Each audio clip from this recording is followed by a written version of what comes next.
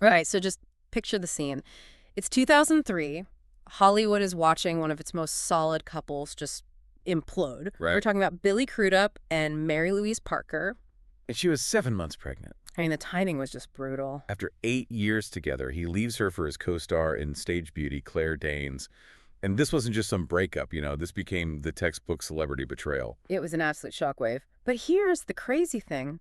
Looking back 2 decades later, the real story, the headline, it's not the scandal. No. It's the incredible functional bridge they somehow managed to build over all that wreckage. And that bridge has a name. William Atticus Parker. Welcome to StarScope Report. Join us as we uncover Hollywood drama, music industry shakeups, and viral influencer scandals. From red carpet surprises to social media controversies, we dive deep into the stories behind the fame.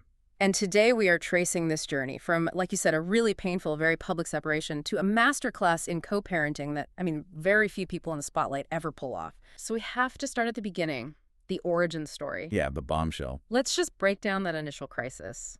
Crudup and Parker split just 2 months before their son William was born. That was January 7th, 2004. And the public narrative was, it was simple. It was abandonment. It was heartbreak. And the sources really backed that up. The reality inside was just as bad, if not worse, than the headlines. Oh, absolutely. Parker's memoir from 2015, Dear Mr. You, it gives you this just devastating look into that time. It's not just about sadness, is it? No, it's about this profound loneliness. She writes about walking around Manhattan, heavily pregnant, and her private pain is suddenly this public spectacle. I can't even imagine. Just an impossible thing to navigate. Right before a child is born. So this is the first critical pivot, and we found this across the sources. Despite all that raw, intense emotion, they made an immediate, very pragmatic choice. Yeah. They put all their differences aside, quote, for the sake of the baby. And that one decision right there, Yeah. that set the foundation for everything. It wasn't about forgiveness or, feeling better. Not at that stage. No, it was about function. One source said they were immediately focused on just figuring out a way to coexist. And the key move, the most important one, was keeping custody out of court. Which is just astonishing. To avoid a public, messy legal fight when the media frenzy is already that huge. It takes a ton of discipline. Yeah. By not going to court, they starved the tabloids of more drama and forced them to, collaborate directly, professionally even. So they focused on logistics. Exactly. Custody schedules, Yeah. who pays for what, birth arrangements, all that practical stuff. Yeah. And that showed this incredible degree of maturity, even while they were probably still in turmoil. But, functional maturity doesn't mean you're emotionally healed. How did they manage the personal bitterness while being so logistical? That kind of compartmentalizing just seems superhuman. It was. And it was maintained through distance and control, really, which that leads us right into their next brilliant strategic move. Okay, so that early pain created the need for a barrier. A huge barrier. And that barrier is what you're calling the privacy firewall. It protected their son's story and their process for 2 decades. Yeah, and this wasn't just like avoiding a few interviews. This was a calculated containment plan. And the sources suggest it was really driven by Billy Crudup. It was an incredibly powerful PR move. Just a year after the split, he gets wind that the New York Times is doing a profile on him. Right. And he pleads with the paper. He asks them to leave the romance, the split, out of it entirely. Yeah. And his reason, it was so strategic. It basically set the boundary for the next 20 years. He didn't just say, please respect my privacy. He framed the whole thing as morally wrong. Yes, he argued it was, and I'm quoting here, personal, painful, and involves an infant and does not deserve to be exploited. He was defining any coverage of it as participating in the trade of suffering. That phrase is so potent. It really is. By framing it that way, as, exploiting a child, Crudup built that firewall. It made major outlets really hesitant to cross that line. And that gave them the space they needed. The vacuum of privacy, yeah. It let them actually build a real co-parenting relationship without the pressure of, daily gossip columns. If you're loving these Hollywood twists, by the way, make sure you're subscribed. We've got even crazier stories ahead. It's such a lesson in media management, isn't it? Sometimes the best defense isn't a denial. It's just drawing a line so clearly that nobody wants to cross it. Absolutely. And they sustained it through just absolute consistency. They had this one unifying principle that was more important than any past conflict. Unwavering devotion to their son, William. That's the key. They successfully replaced all that negative energy with this one single focus. And we saw Crudup confirm this just recently, right? In a super rare interview in late 2025.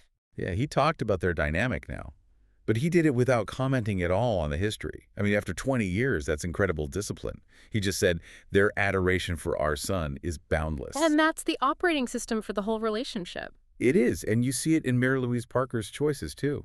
Like, she chose his middle name, Atticus, from To Kill a Mockingbird. Because she wanted him to be happy and kind. It was about setting that priority from day one. Parker has that quote that gets cited all the time.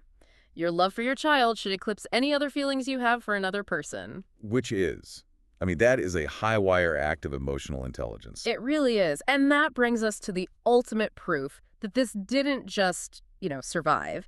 It actually thrived. Yes, the bridge itself. William Atticus Parker, the filmmaker's son, who is now literally directing his own famous parents. This is it. This is the ultimate metric of their success. William, he's 21 now, and he is the result of that unified front.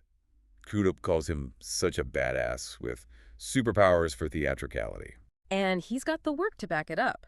This isn't just a hobby. He's directed 2 feature films. Micro-budget, but still. 40 Winks in 2022 with John Turturro and Susan Sarandon. Who was also his godmother, which is just a perfect little Hollywood detail. And then Atrabilius in 2023. And look who we got for that.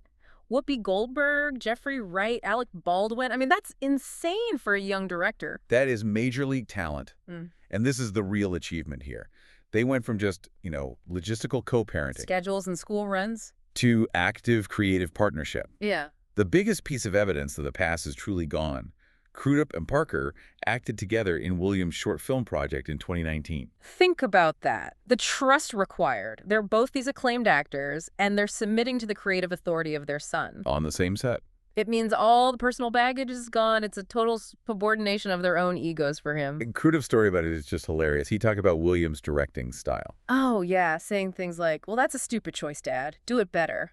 And forcing reshoots. The fact Crudup can tell that story publicly, laughing about it with his ex-partner on set, it just confirms there's zero resentment left. And the collaboration is like a whole family thing now. Totally.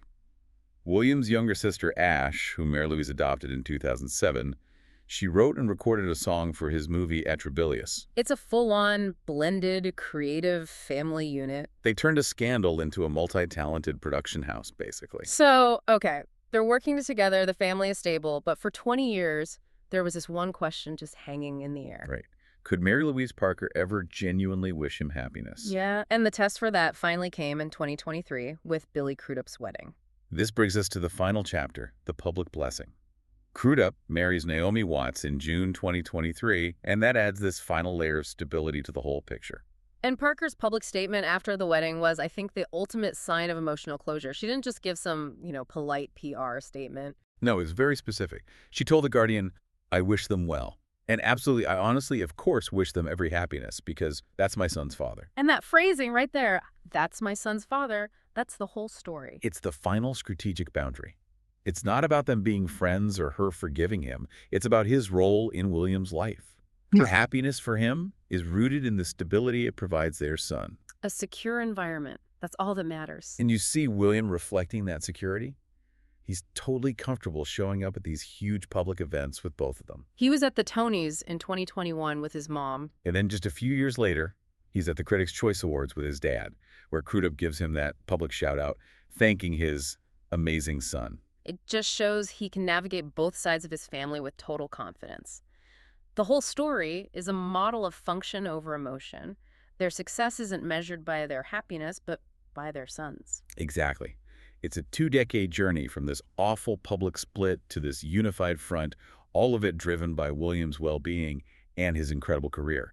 And if you appreciate us cutting through all the noise to find these kinds of stories, these blueprints for survival in Hollywood, make sure you hit that subscribe button. In the end, William Atticus Parker didn't just, get through the scandal that surrounded his birth.